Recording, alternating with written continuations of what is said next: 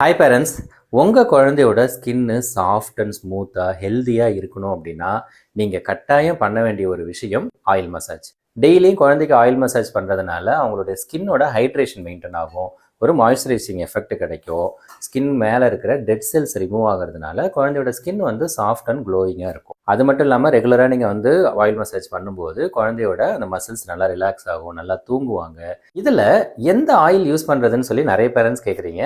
என்னோட சஜஷன் என்ன அப்படின்னா, சம்மர் சீசனில் நீங்கள் coconut milk massage oil use பண்ணலாம், வின்டரில் ஆல்மண்ட் ஆயில் யூஸ் பண்ணலாம். கோகனட் மில்க் ஆயில் பார்த்தீங்க அப்படின்னா கேரளாவில் உருக்கு வெளிச்செண்ணெய் அப்படின்னு சொல்லுவோம். இதில் என்னென்னா தேங்காயிலேருந்து பால் எடுத்து அந்த பாலை காய்ச்சி அதில் எண்ணெய் பிரித்து எடுப்பாங்க.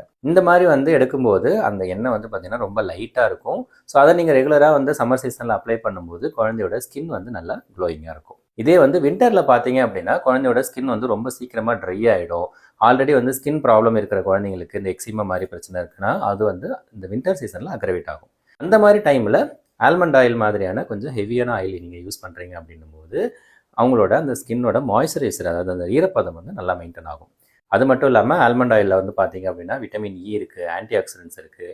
இது குழந்தையோட ஸ்கின்னை ரிப்பேர் பண்ணும். ஆல்ரெடி ஸ்கின் டிசீஸ் இருக்கிறவங்களுக்கு அது சீக்கிரமாக ஹீல் ஆகிறதுக்கு ஹெல்ப் பண்ணும்.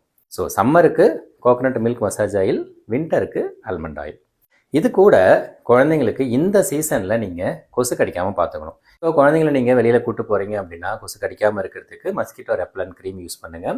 மஸ்கிட்டோ ரெப்பலண்ட் க்ரீம்லேயும் நிறைய கெமிக்கல்ஸ் இருக்கிற மாதிரி இருக்குது. ஸோ பெட்டர் நீங்கள் குழந்தைங்களுக்கு யூஸ் பண்ணும்போது அதில் லெமன் கிராஸ், சிட்ரோனில் இது மாதிரி நேச்சுரல் இன்க்ரீடியன்ஸ் இருக்கக்கூடிய ரெப்பலண்ட் நீங்கள் யூஸ் பண்ணீங்க அப்படின்னா அது பெட்டராக இருக்கும்.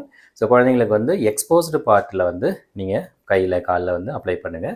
சின்ன குழந்தைங்களுக்கு நீங்கள் யூஸ் பண்ணுறீங்க அப்படின்னும் போது குழந்தையோட கையில் இந்த பார்ட்டில் மட்டும் அப்ளை பண்ணக்கூடாது. ஏன்னா சம்டைம்ஸ் அவங்க வாயில் விரல் வச்சுப்பாங்க. அதை தவிர மற்ற இடத்துல காலெல்லாம் நீங்கள் தாராளமாக அப்ளை பண்ணலாம்.